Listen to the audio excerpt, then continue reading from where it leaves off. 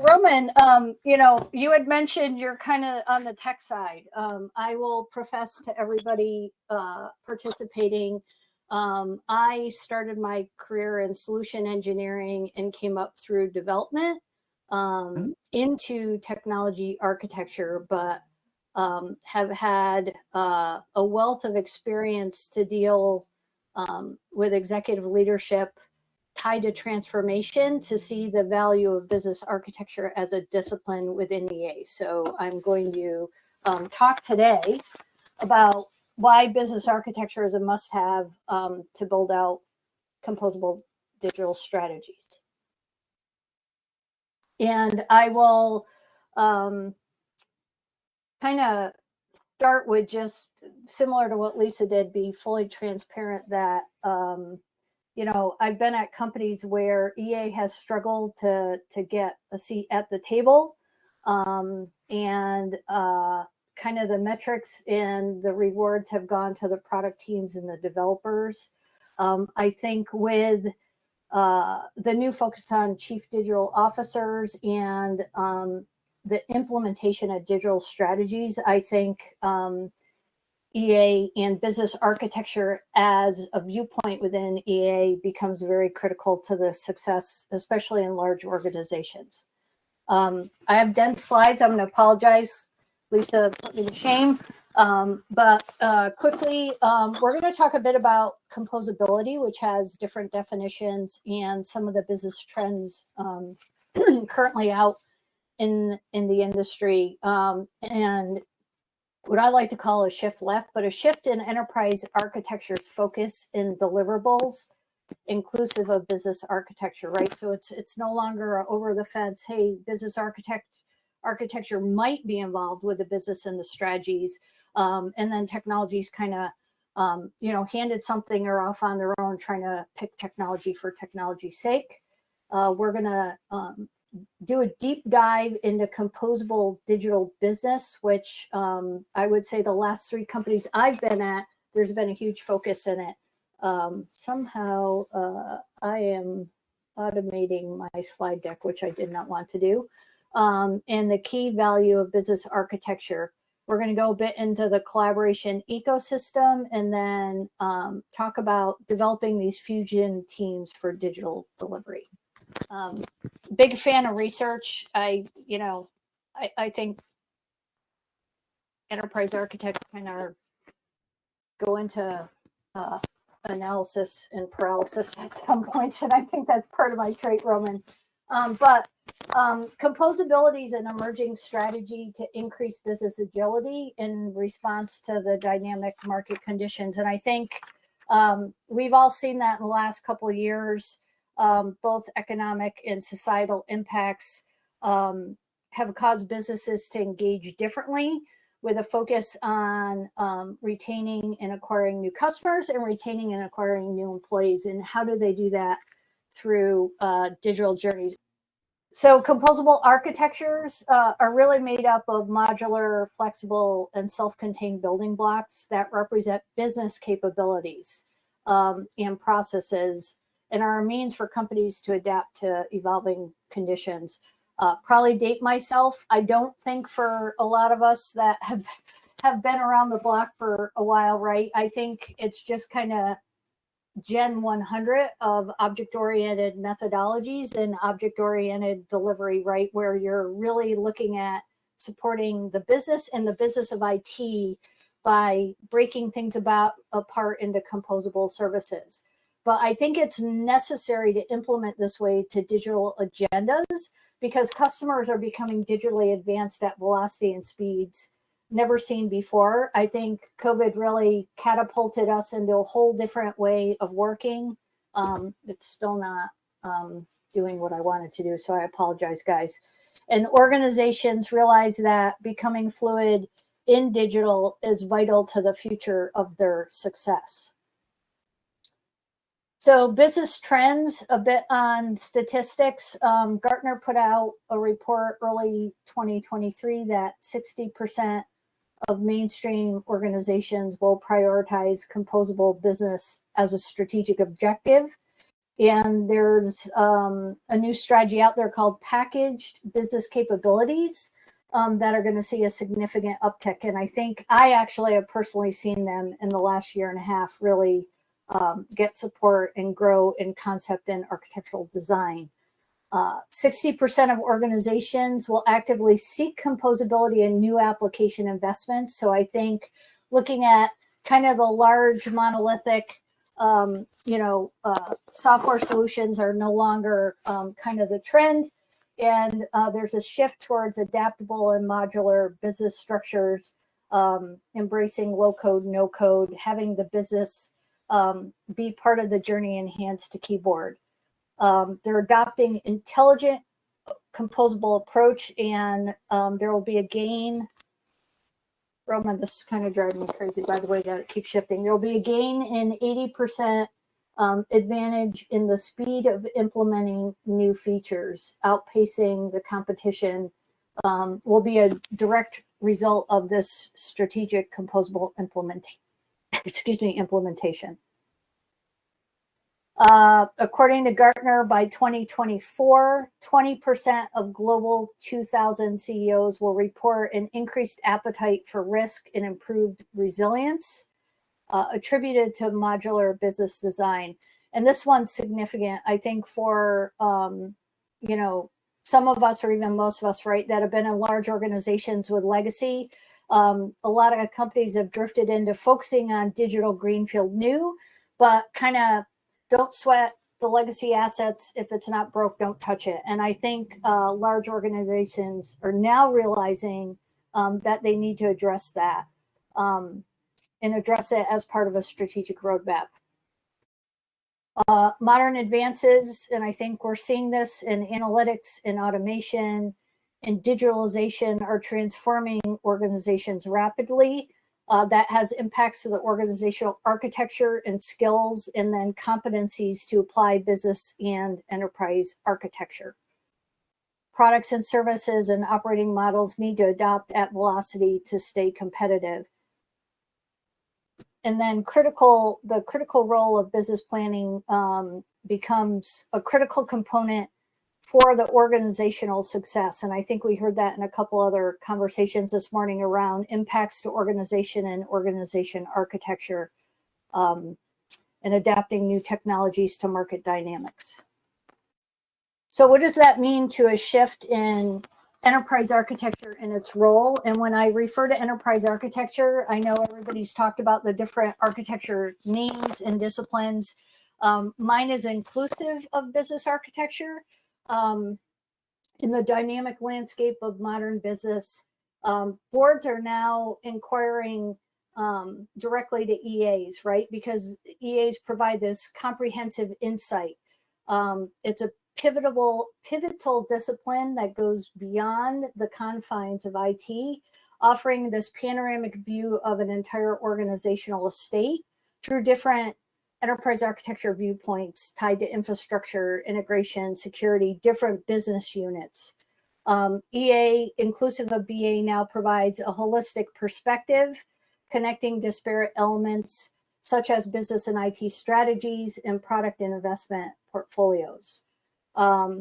They're also scrutinizing that entire estate to provide a unified understanding and break down the siloed thinking prevalent in many organizations. The unique strength in EA lies in its ability to connect multiple perspectives, fostering cross-organizational collaboration.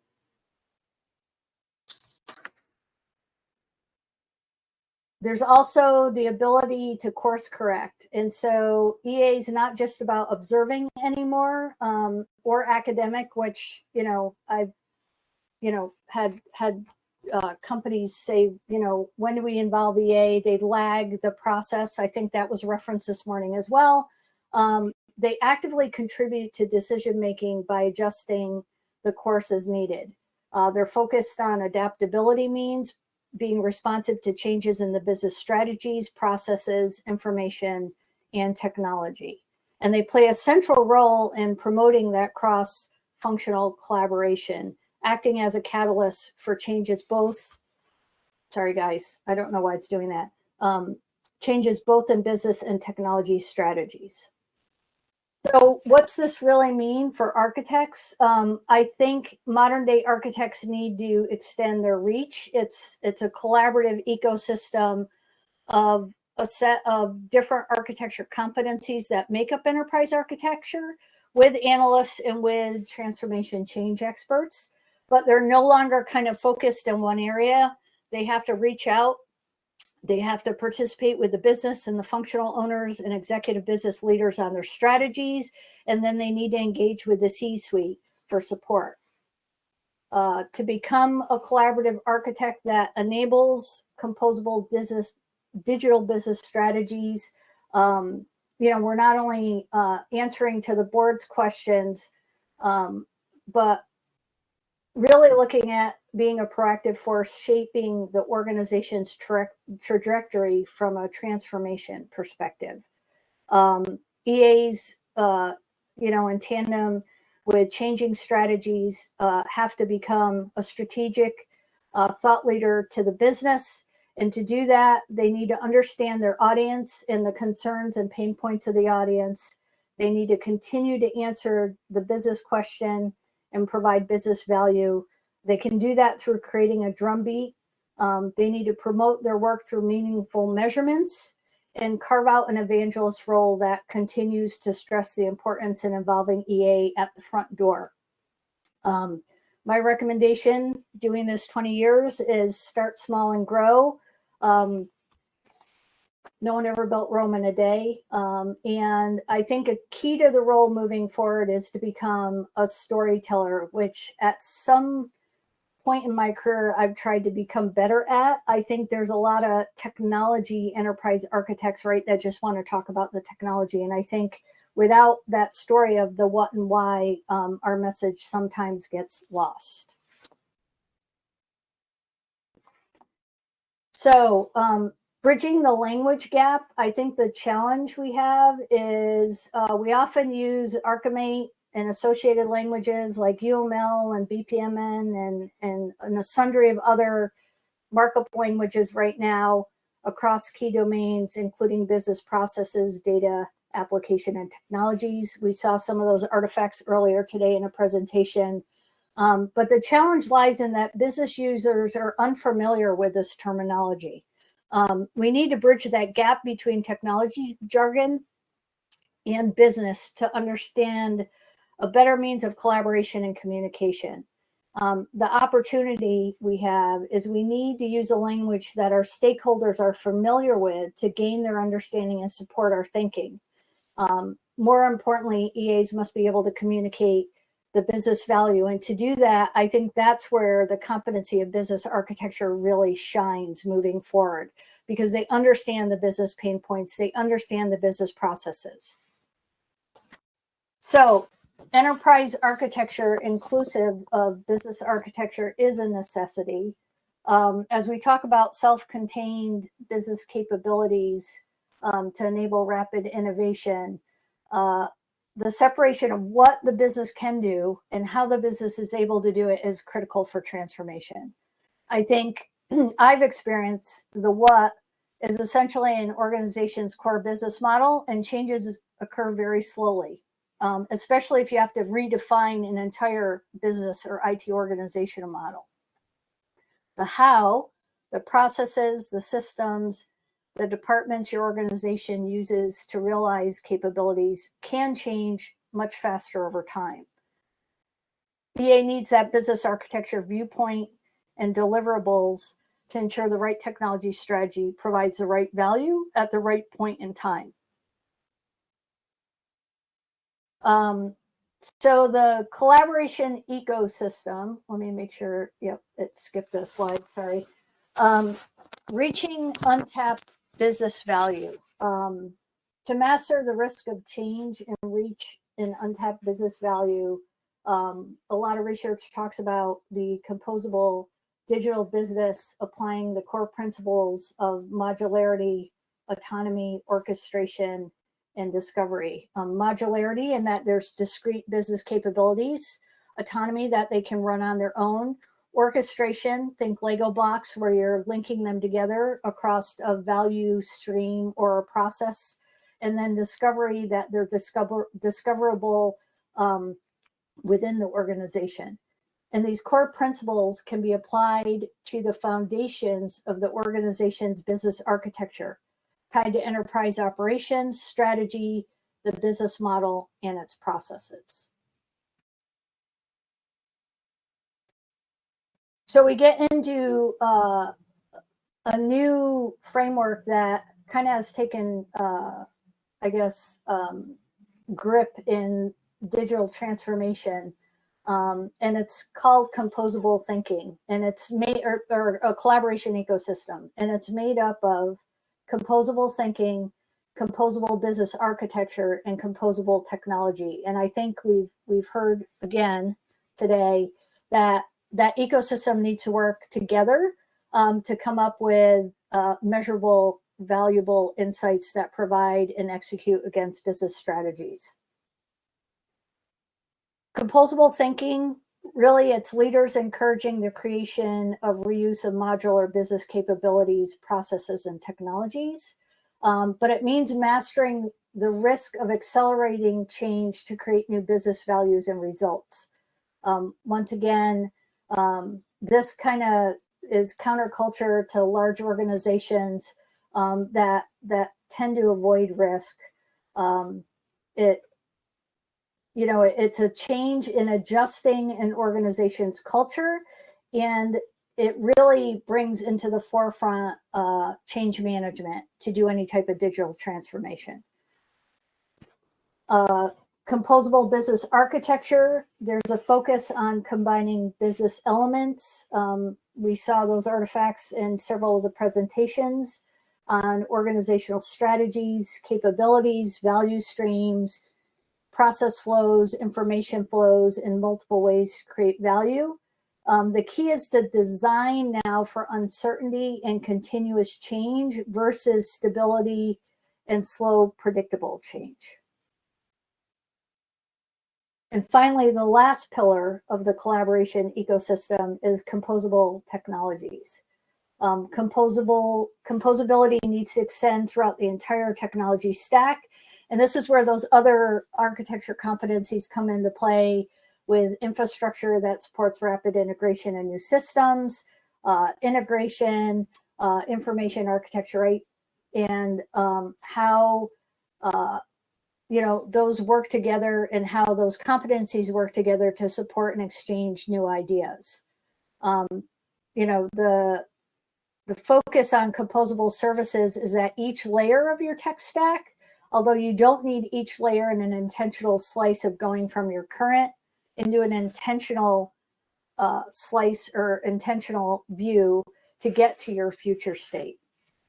Once again, the technology side is usually modularized and automated using APIs or microservices or modular components, and cover the abilities of architecture tied to modularity, interoperability, resilience, flexibility, scalability, and adaptability.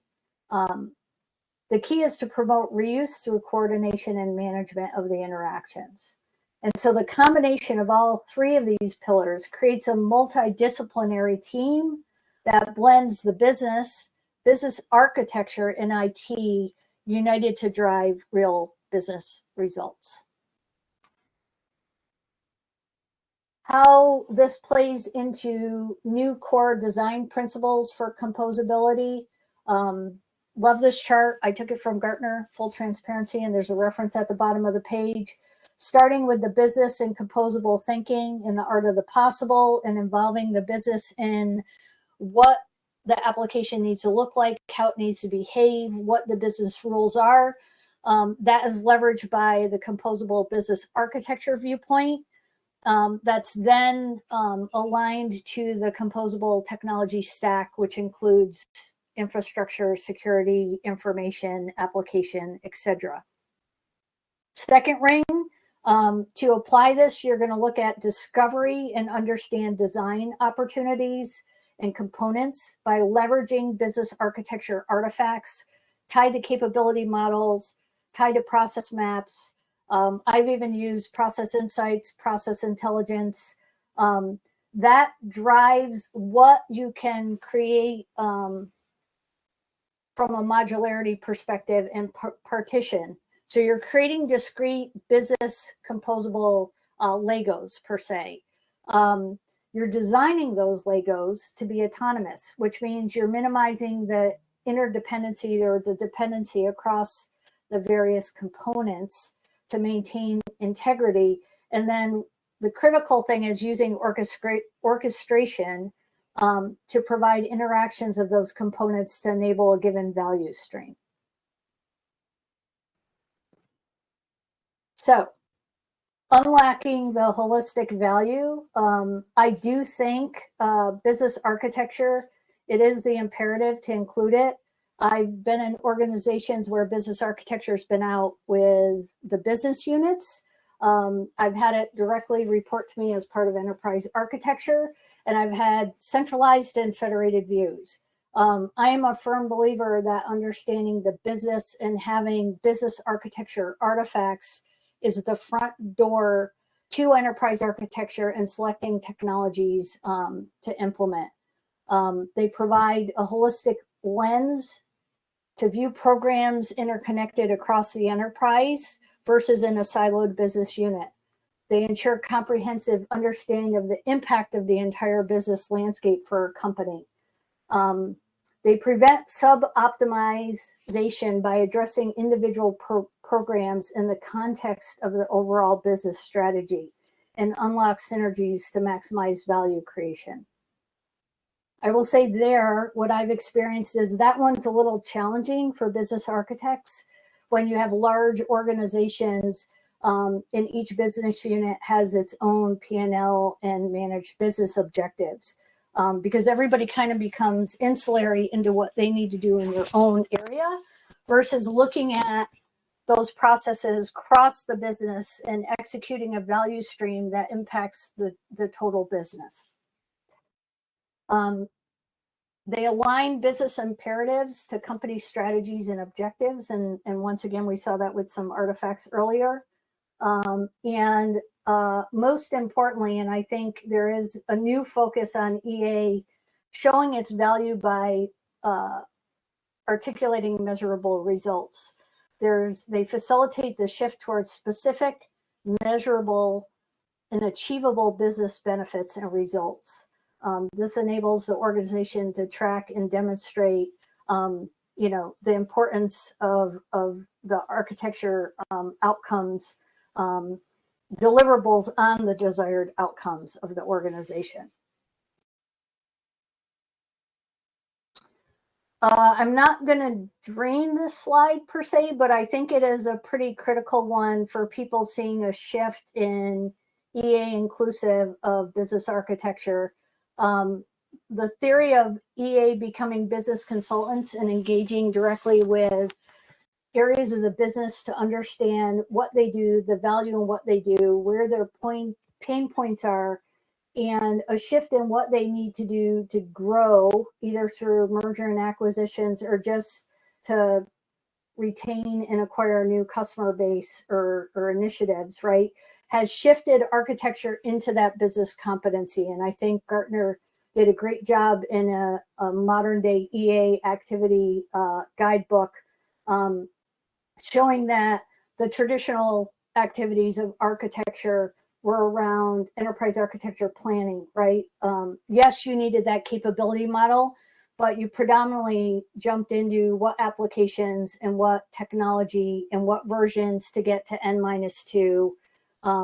Still used today to figure out what to keep, what to extend, what to retire, and how to support agile scaling of initiatives. But I think there has been a shift into acknowledging the value of business architecture to help define the business strategy and help enterprise architecture enable digital strategies and technologies. And so if you look at this slide, really the focus has gone from kind of the traditional enterprise architecture role of planning and support into engaging with business architecture as part of the EA group, right, on looking at the model of business ecosystems and the strategy tied to those business areas, and planning and prioritizing, sorry, it's moving on its own again, planning and prioritizing its investments, looking at building consumable business architecture guidance. Once again, lightweight, or what I call is just-in-time enterprise architecture artifacts versus trying to cover everything in an organization all at once. Doing project coordination around product line decisions, and instilling the architectural thinking, and then really creating a platform strategy and architecture and a guide to a digital sourcing strategy to modernize the technology architecture. But it does start with the business first. The guidebook actually goes into a lot of templates that are very similar, if not identical, to some of the artifacts that we've seen earlier today. But it is a good way to look at how to approach modern EA in the world of digitization. So, developing fusion teams for digital delivery. Fusion teams do bridge the gap between IT and business, aligning with strategic business and technology objectives while meeting the tactical requirements. And by that, I mean new fusion teams are no longer enterprise architects that are somewhat, deemed traditional academics, where it's a yes, no answer, right? You have to understand business drivers and strategies, commitments to shareholders and stakeholders, right? And understand how to move tactically without causing a lot of tech debt to get to that current state. And that's where that balance of the different viewpoints across those pillars becomes critical.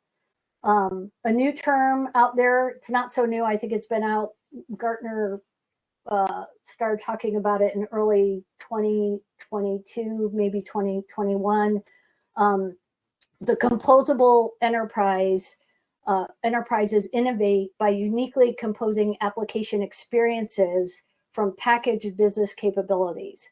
And this is where I think it's a perfect fit for business architecture to stand up and say, we're here and here's the value of what we provide, because you're starting with business capability models and rationalizing them to the way the company works across the different business lines within an organization. And the PBCs actually represent current and changing business practices, once again, because they're Legos that are autonomously created, but can be linked together, pulled in, pulled out, and linked. Orchestration is critical, that you're taking a packaged for composition and assembling these process flows for complex transactions through APIs or event interfaces or other technical means.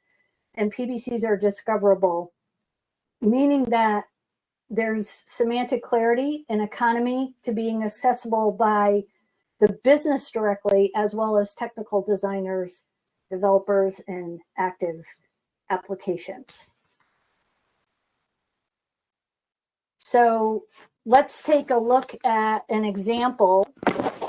And it's a pretty basic one, but I did want to give an example because sometimes you read a lot about architecture and frameworks, but you don't really understand how to apply what the content is. So let's look at a company that's facing a major disruption to its existing e-commerce business model. They begin by using composable thinking, once again, tying in that pillar to look at applying discovery and modularity and orchestration and autonomy. With that thinking, they may look within their own business vertical, but when you get into value streams like processing inventory against a shopping cart, or a big one out there right now with a lot of large organizations is lead to cash, you have to look across your business vertical into other business verticals, and that's where business architecture plays a critical role. Because they use discovery to document the different business metrics and processes of the current state, but business architecture can also identify where you need to go with those metrics from a process improvement and improving lag time perspective.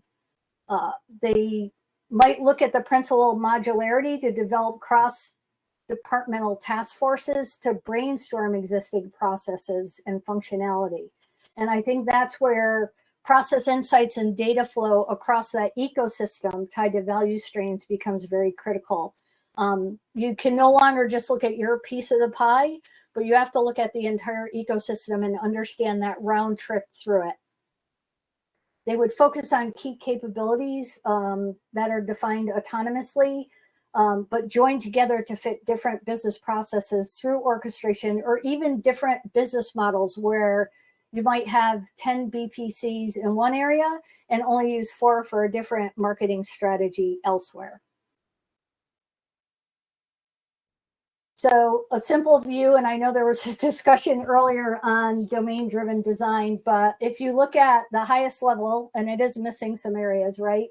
You could look at e-commerce as key capabilities tied to products and what the relationship to customers or accounts, right? And what's in their shopping basket, tied to orders, and the products in that shopping basket, right? And how those products are shipped and what it means to shipping tied to accounts, each of which could be a larger capability that's a PBC, or you could break these down even further and you could have, the shopping basket not only be the basket, but how you're processing the basket itself for contents and inventory. So if you double clicked on those core capabilities, and I will say there's some great YouTube videos out there on understanding digital composable architecture. The x-axis really is the PBC functional capabilities tied to CMS or OMS, product inventory management, personalization, logistics. The y-axis is the technology capabilities of how we implement these PBCs, usually consisting of an API layer with logic in the data. And then the z-axis is the user personas and the user journeys of navigating this ecosystem. Presentation usually sits on top. I didn't want to go into a lot of detail on presentation, but there is now kind of a digital UX where we're leveraging business architecture to articulate how to improve the experience of developers by defining development business composable components as well. And there's a couple research papers on that. So by using this Lego ecosystem and really putting business architecture at the heart of defining capabilities and business processes and insights, we're enabling a composable enterprise where organizations can flexibly compose and recompose their business elements for ongoing innovation and adaptability, where the business and IT can rapidly reuse PBCs and specific capabilities they define in a plug-and-play manner, reusable fashion to meet new and ever-changing consumer and market demands, and provide continuous innovation, which in this specific example allowed the e-commerce company to continually innovate by quickly adapting to market trends, incorporating new technologies, and experimenting with different business strategies. So to double click in on the benefits of business architecture to build out these type of composable digital strategies, they provide that critical view and guidance to help integrate business strategic planning and execution for digital success. Usually the agenda of a chief digital officer or a CEO, or both, to modernize an organization. They define the organization and its operations from an overall perspective, offering a comprehensive understanding of its structure and functions.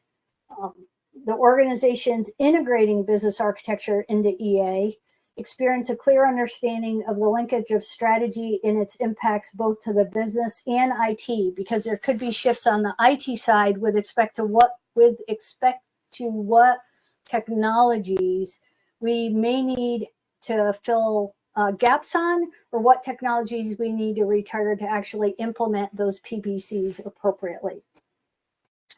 It establishes a clear line of sight and linkage for the business strategy and specific execution changes, covering, once again, the capabilities, the process, the information, the solutions, and the technologies. And it provides a common lexicon for the business to understand, for us to ensure communication and understanding across the entire organization. So in conclusion, I'm going to switch up this slide a little bit.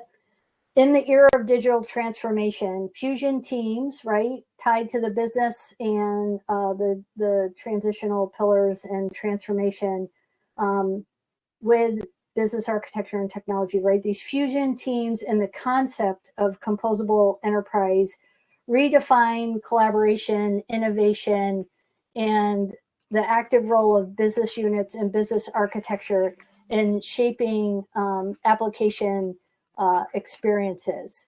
It supports composability, a composability strategy in an uncertain world.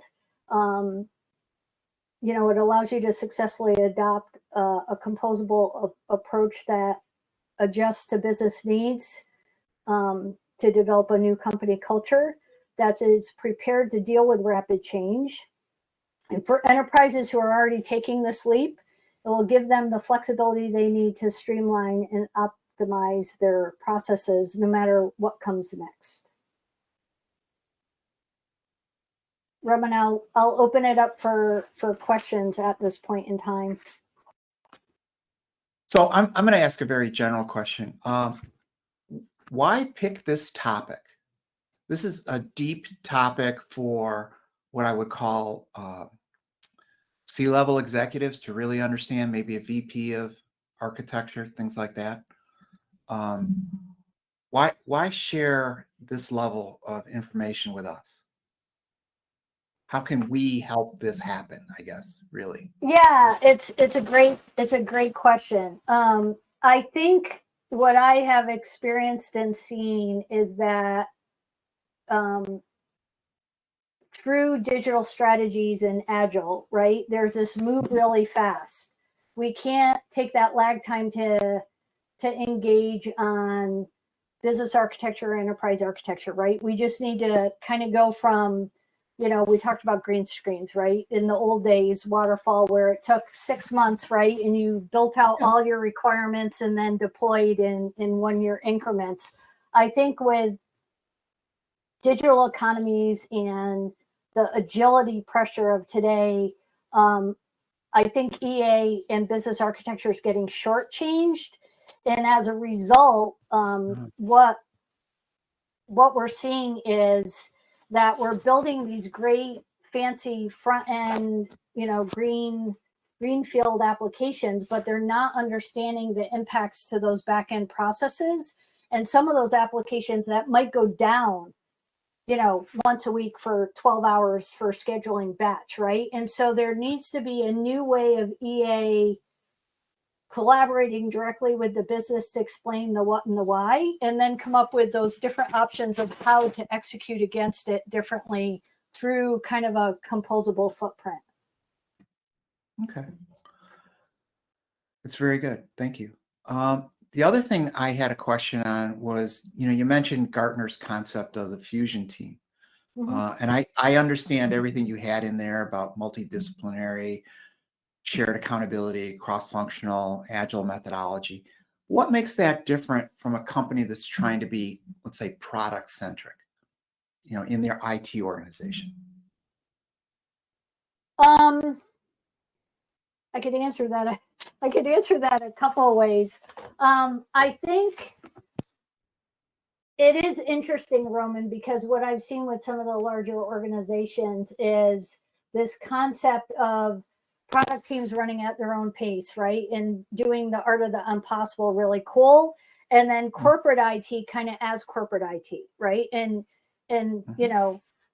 I've solicited surveys with EAs, right? And some EAs have said, hey, when you're tied to corporate IT, you're almost seen as that rusty barge moving slowly while those product teams are embracing all the cool stuff, right? I think by merging into holistic fusion teams, there's an opportunity to kind of level the playing field of how to interact with one another and who's delivering what, and then the metrics tied to who's delivering what.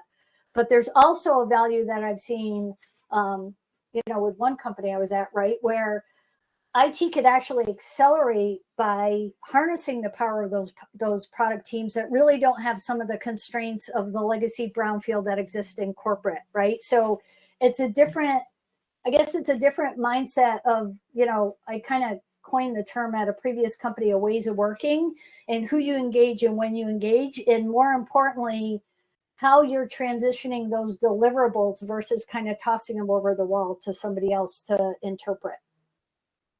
Okay. So could I look at a fusion team as maybe something that bridges between the old organizational model and the new product organizational model?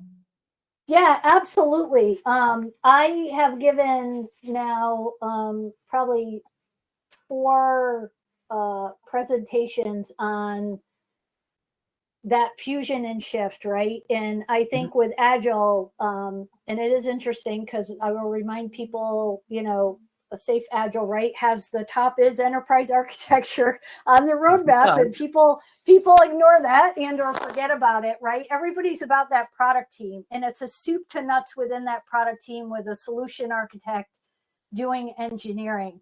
I think the critical part for me is sharing that it's a hybrid where you still have enterprise architecture across those disciplines, identifying duplicate capabilities or duplicate applications or how to design things, working with that product team, right, on kind of an architecture runway of what they need to do within that product team on an art as they execute against it. But it's a synergy of different architecture and engineering competencies working together as companies embrace Agile. Okay. By the way, you may want to click that red share button again. I think that'll make the screens a little nicer for our audience. No, that's okay. New platform, new learning. And I don't know why it was automating mine. I even shut off automation, so I apologize that it was moving slides without my intent to move. Okay. So again, if anybody has any questions for Lisa, go ahead and put them in the Q&A, or you can raise your hand and I'll open up your microphone. You can just ask it. So while we're waiting, can you give us a little bit of background on, what a medium or small company should be really looking at versus a large enterprise?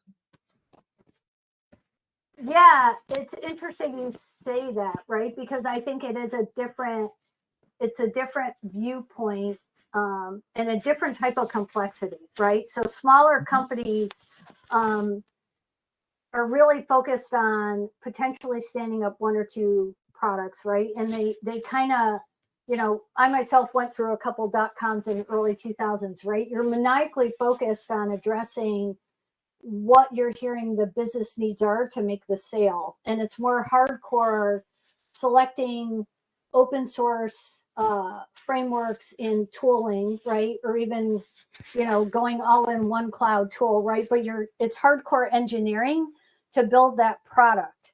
And then as the company matures, you're thinking about, all right, what does that mean for us to grow and have, an HRS system or a backbone financial system, right? And so those capabilities grow out from a corporate perspective as the product team's growing. But smaller companies are really focused on almost starting from a developer engineering perspective and morphing into solution and domain architecture. And then at some point, knowing they have to build out these other business capabilities to become a real company that can scale their products and shift and morph within the industry. Thanks. It's been very insightful. Thank you.